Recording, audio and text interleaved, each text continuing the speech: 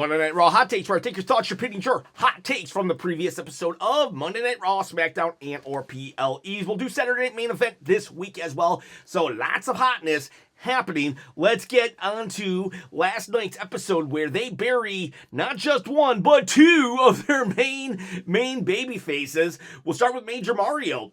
I am all for the Usos getting back together as a tag team, but not like this.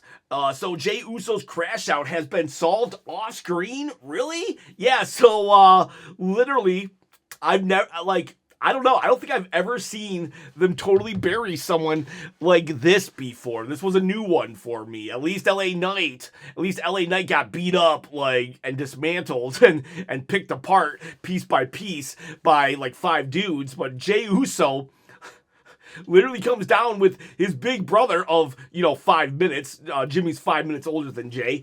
And Jimmy proceeds to say, you know what?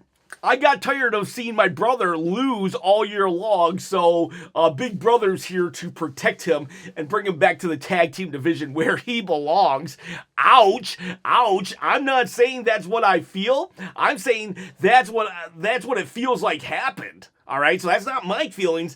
When I was watching that, I was like, are they really calling Jey Uso this big of a loser?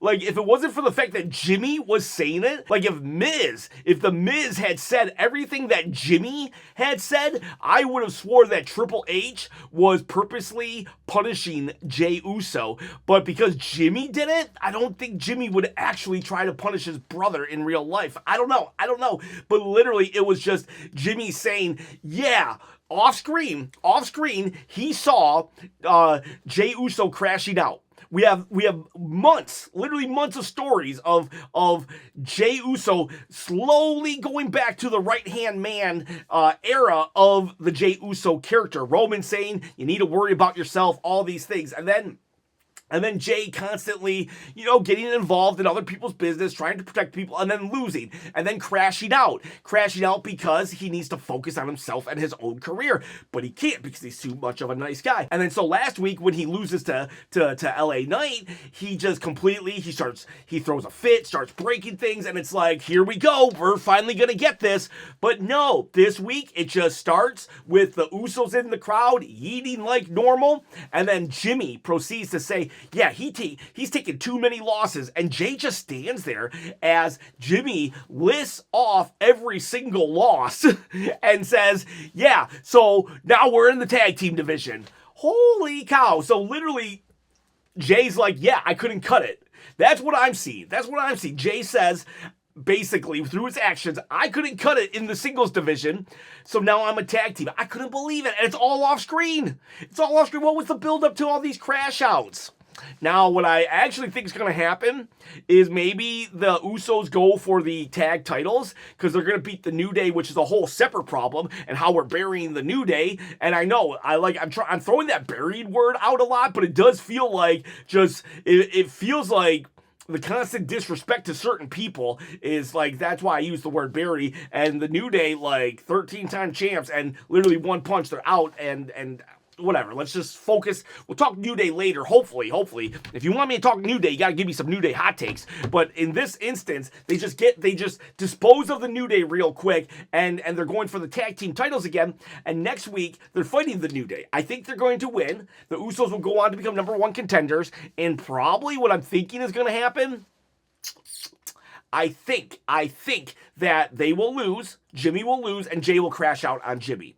I do think that's going to happen. So I don't know if we're fully over this crash out storyline, but as of right now, it does seem like it, and it was kind of it was very suspect, very sus.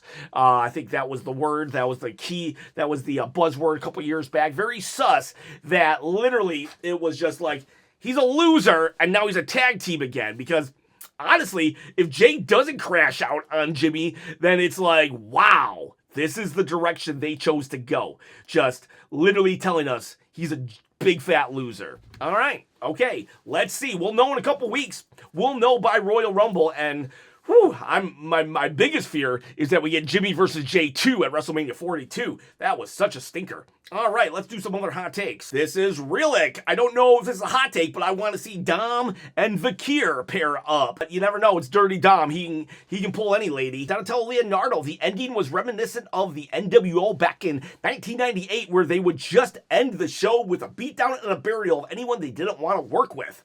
If I was LA Knight, I would pull a reverse Uno on Triple H and marry Ava from NXT. I don't think LA Knight is Ava's type, but yeah, you know, it was. What are you gonna do, LA Knight? What does LA Knight do? Does he just say I quit? Does he ask for his release and try to get into AEW? AEW isn't necessarily just hiring every former WWE guy right now, and the rumor around the street is that LA Knight's in for a giant push in 2026. Now the question is this though. Is it too little too late? When Dolph Ziggler finally got his push, it was too little too late. Or is this the case of Finn Balor? I remember hearing these rumors last year. 2025 is going to be Finn Balor's year. He's set for a great push, and then he even got a title match at like the Saturday night's main event before the year ended, and I was like, oh my God, they're going to do it. They didn't do nothing with that. They didn't do nothing with Finn Balor. The biggest accomplishment that happened to him this year was he got a puppet. I like that puppet, Demonito, but yeah, they didn't even do anything with that. So them saying that LA Knight's set for a push, A, I don't necessarily believe it. So was Finn Balor, and B, even if he was, is he going to be pushed like Dolph Ziggler was? So I don't know. I really don't know what LA Knight should do. He's stuck between a rock and a hard place. He's at the top. He's at the tip-top company in the wrestling world, and I'm sure he's getting paid well, but there has to be a part of him professionally that wants to be at the tip top of the tip top wrestling business. FMJ says, how did John manage to end up booking the best PLE for WWE this year without it technically being a PLE? Yeah, FMJ, you're right. This Saturday's main event stacking up. It's stacking up. You got the guy from TNA and Javon Evans versus AJ Styles and Dragon Lee. Sol Ruka versus Bailey, Oba Femi versus Cody Rhodes, John Cena versus Gunther in pretty much a submission match, an I Quit match. Yeah, that's 4 matches right there. We'll probably get another one either on NXT or SmackDown this week, but it's different too. It's definitely different and enticing. So I wish they had listened to John Cena more during his retirement tour than just this opportunity here. And then we got the Reliance saying, you goofs really still watch this crap? Good Lord, you people. I'm not giving up on WWE. I'm going to watch it so you people don't have to. Like, use your time elsewhere. I'll just keep the lights on for when everybody comes back. I'll give you your reviews. I'll tell you if you should go watch something. So don't worry. Yes, this goof still watching. But if anybody out there needs to take a break, I'm here for your wrestling needs. Bradley Beam says, Raw was alright. I've seen better. Matches were lackluster. The only decent segment, in my opinion, was Gunther's promo at the start of the show. Gunther's promo was good, but I have seen that promo 3 or 4 times just this year alone. He said he was going to bully Jay. He said he was going to bully Pat McAfee, and he said he was going to bully Goldberg. And you know, he delivers it really well, but it's the same exact thing. I love when he's standing against somebody and he starts to insult them, but when he's by himself, he defaults to, I'm the ring general, the mat is sacred, I'm going to bully you, and that's about it. TTJC says, I loved the end because I love beatdowns like that. I love that Judgment Day did it to Damian, when Sheamus did it to Big E, when Bronson did it to Seth, and so on. Yeah, you know, I do love beatdowns like that. I really do. I just fear that LA Knight's not going to get any comeuppance. Because, you know, hey, Austin used to get beat down. The Rock used to get beat down. Austin one time got put on, like, basically a cross, you know, humiliated. And so it was good, though, because I knew the next week he was going to come back and get his revenge. LA Knight's not coming back to get his revenge. That's why I feel a certain kind of way about it. Like, I don't mind the baby faces getting beat up. It makes the heels powerful. But I do want the baby faces then to return and beat up the heels. It's like, back and forth, give and take. Salvo Savage says, LA Knight versus Vision is giving me some wild Attitude Era vibes. Yeah, if only though they would follow through with the whole story of the Attitude Era. Like I said, Austin would get beat up, but he would come back the next week and then get his revenge, and then the cycle would repeat. But for LA Knight, it's just get beat up and then move on to something else, then get beat up again and move on to something else. And it's just frustrating. It's frustrating being an LA Knight fan. Joe Litton says, LA Knight will be written off for a while, I guess. He'll come back at the Rumble. Yeah, that's what a lot of people are thinking. I really think he should come back before the Rumble, but I'm guessing it's going to be the Rumble. He'll probably be Final Four or something. And then people will say, oh, that's why we held him off, because of that pop at the Rumble. The guy's the most over. The guy is the most over babyface you got, pretty much. He would have, he's going to get the pop regardless. Devin Ford says, decent episode, but the writers couldn't have buried LA Knight lower in the card. Don't say things like that, because Triple H will be like, hold my water bottle. I think we can, what if we had LA Knight, we made him Max Dupree again, and had him lose to his sister Maxine. So, give me my water bottle. Cinema. Rania Design says, for me, having Liv back is great, even for the small amount we had her tonight. I liked her chemistry with Roxanne. I'm looking forward to seeing how this all plays out. Yeah, kind of weird that they pivoted. Again, all this is like they just pretended this stuff didn't happen. Last week, it was Liv going after the title, and this week it's now Raquel. They did mention it, though. I will give them credit for at least mentioning that part, and Liv is just like, oh, okay, you want the title? I guess I'll be the tag team. Interesting stuff there. Interesting stuff. And maybe it leads to my long-fabled, long-awaited Raquel versus Liv at WrestleMania for the title match. Hopefully. Teddy Boy Ward says, what does this say? At the end, I'm like, and Masked Man now, and then he appears. It says that WWE is trying to be unpredictable, but they are not. This Masked Man thing, it's already kind of running its course. Why wouldn't this Masked Man reveal himself? There's no reason for this Masked Man not to reveal himself unless it's Chris Jericho and he's under contract with AEW. Literally, that's the only reason. Because if this is really anyone from Montez Ford to Austin Theory, they would just be like, hey, it's me. Please, let me in the Vision. Roman Reigns Acknowledge Me says, fantastic Raw got me so hyped for the Usos against AJ Lee, Dragon Lee. I gave it a 6. I think I gave it a 6 out of 10. I was not in love with it, but it wasn't like SmackDown that made me absolutely hate life, but I didn't, it was okay. I think the complete just, dismantling of LA Knight really did affect me. I get that it made the heels look strong, so good on them. But yeah, it was just kind of, things were just a little weird, awkward head scratcher. Even the Jey Uso, this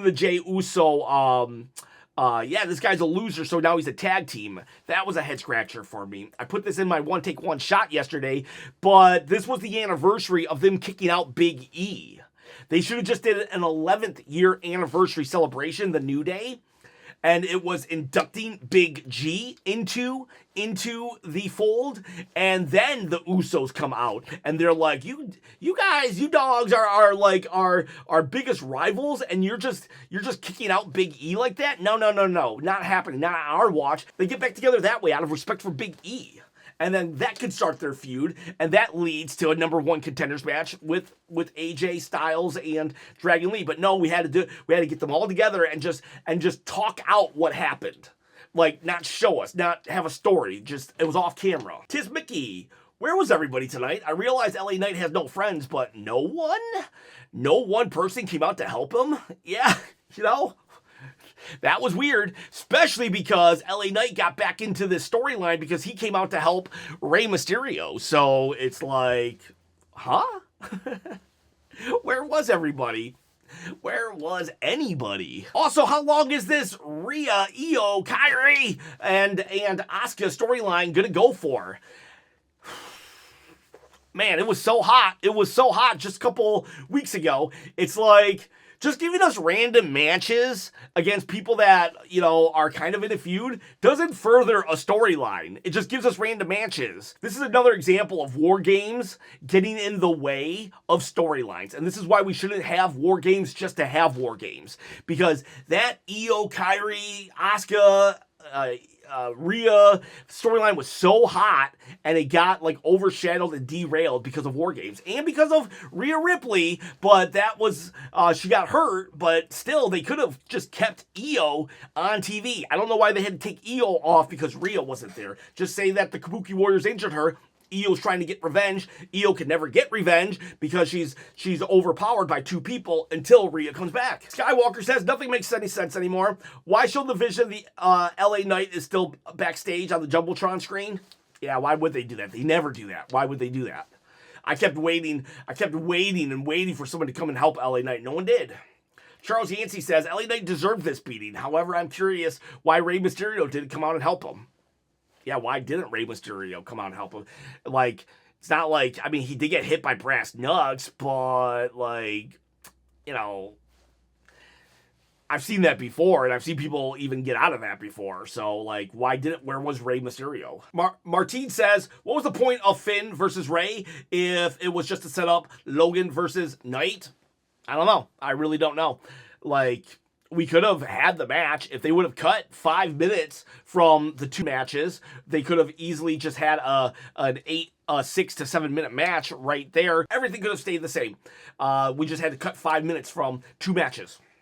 Or even or maybe cut in half the yeeting. Jimbo Slice says, whoever the masked man is, probably Theory, why can I already tell they're going to be using the stomp as a signature movie going forward, even though it'll never win a match, like Jey using the spear and Seth using the pedigree. I didn't think that, but you're probably right. Dragon, a PWNU. Man, maybe I'm weird, but I love a good beatdown. It's cathartic. Also, never thought I'd say this, but I'm starting to really enjoy having Logan Paul week to week. I am impressed that Logan Paul is showing up week to week. I think he is kind of funny in the Vision, and he fills a role that Sammy filled in the Bloodline. He's not as good, but he is starting to gain traction within the Vision. A good beatdown is fine. I would love this beatdown if next week LA Knight came and was able to give revenge. But the fact is, I think it's just more of just beating down LA Knight as opposed to just, you know, back and forth. So the beatdown was great. The follow-up, though, is what makes me have a sour taste on this beatdown in particular. But I love a good beatdown, too. When Bronson Reed did it to Seth Rollins, loved it. But, hey, if he comes back on fire next week, then I will apologize. Go for launch, RIP, LA Knight.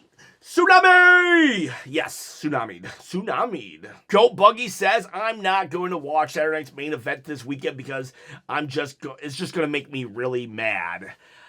I honestly think John Cena's going to win. I do think John Cena's going to win. The fact that they're making it all about tapping out, I could see them making John lose. I can't see them making him tap out. I really can't. That would be insane to me. But it would build up Gunther, not going to lie. I'll do a prediction video tomorrow. And Yak says, I don't understand the Gunther hate. He is someone from NXT. There is no Gunther hate coming from me. I just think someone else would have been better served. I think Obafemi, Trick Williams, Carmelo Hayes, LA Knight, I think those four were the better options. Gunther's number 5. Gunther's my number 5 option. I just have 4 people above him. No hate at Gunther. But I hate that it's not someone else at the same time. Does that make sense? Gunther's a very worthy opponent. Just, I don't think he was the right opponent. The Mexican Wolverine says, I was dying of laughter when the alarm didn't go off and someone kept locking the door to get the car horn. which is kind of weird because it felt like that was a pre-tape. If you notice, right before Bronson Reed jumps or something, there's like some static or something. So if that was just like already filmed that day earlier or whatever, it's like, why didn't they just throw in the car alarm in post-production? David Von Williams says Triple H needs to give up his job. Don't hold your breath, unfortunately. Ben P. L.A. buried. Yeah, unfortunately. Kid Wilkes, as a football fan, it really warmed my heart that Raquel Rodriguez was sporting a Houston, Texas shirt when they beat the Kansas City Chiefs on Sunday. I wouldn't know nothing about that. Football's fake. I only watch real sports. Andromeda says, now that Braun's getting so close to the heavyweight championship, they should let him do promos semi-weekly at least. While he's definitely passionate, he needs more exposure to be truly great at it. Yeah, they should give Braun Breaker a microphone all the time. I love the energy that he brings and the unpredictability of what he says. And it's believable when he says it. Daniel Kinser, LA Knight is done unless they do something drastic. And I'm glad the Usos are a tag team again. Jey wasn't doing it, in my opinion. Well, looks like that's the opinion of Triple H as well, because loser, loser, loser, team up with your brother again. We shall see. DDE Incorporated, the show was awful. They buried the New Day. Yes, they did. And LA Knight. Like, I don't understand why we have to bury the New Day. We can make them strong and still not be champions. They're one of the most entertaining aspects of Monday Night Raw to me every single week. But if I didn't have if I didn't fly to Canada every single Monday Night Raw, I wouldn't see the promos that the New Day deliver. Constantly, they're more entertaining than pretty much 99% of the show. People aren't going to think. There's a lot of people that are probably not thinking that LA Knight was buried. Oh, it's just part of the storyline. Don't worry. He'll be back for the Rumble. I mean, yes, that makes sense, but it's a red herring. They're constantly making him just look weak and weak and weak. He just tapped out to Gunther. On Friday. Hardmunkle says, I'm honestly disappointed that the Usos are back to being a tag team division. I was rooting for Jey to win back the world title. I really wanted to see Crash Out Jey. I wanted to see the Tribal Chief Jey, the right-hand man Jey. So on some levels, I am disappointed. The Usos are like my second favorite tag team of all time, but the storyline, what the heck? They just dropped it off camera? Just like how when Jimmy got invited to the War Games, it was off camera. Why does every storyline with Jimmy have the biggest developments off camera? Dirty Bird Dreamer, another year of mediocrity storytelling. I mean, honestly, what? WrestleMania 39, WrestleMania 40, those were banger years. But like, TKO. The TKO era sucks, and that is mediocre. John Wish H says, LA Knight is leaving the company. I guess that's why the character is written off. Yeah, some people think it's like he's been ricocheted, where Ricochet had left the company, so they wrote him off. And I think you should do that. I really do think you should write off characters like that. But I don't think they're writing off LA Knight. I think they're like, he's getting 4 weeks off. He's getting 4 weeks off, though. And Ron Talks Tabletop says, they just buried 2 of their main event guys on Raw, and the champ wasn't there. What is going on? Do they want to kill this show? It is weird. It is weird because now Jey Uso has been effectively taken out of the main event scene. Unless he does crash out on Jimmy in like 4 weeks because they don't win, and that's the final straw, because then he's back in the main event scene, but then he'll be a heel. And then LA Knight definitely got decimated. So right now, right this second, unless they're calling Obafemi up, now there's no one other than CM Punk as a babyface on Monday Night Raw. Unless you're including Roman, because I've heard rumors that Roman is not so fond of Hollywood and is coming back to WWE. Please God, Roman, save us. Roman might be the only guy that has enough stroke as an active wrestler that could push back on Triple H's booking. But that aside, it was interesting to bury your only 2 other baby faces when you only have CM Punk. And if CM Punk isn't present, then yes, it's just like, it's a vacuum. It's a total vacuum. So there you go, boys and girls. Those are your hot takes for Monday Night Raw. I'll do my prediction video tomorrow. Have a good day. Prediction video for Saturday's main event. See you, bye.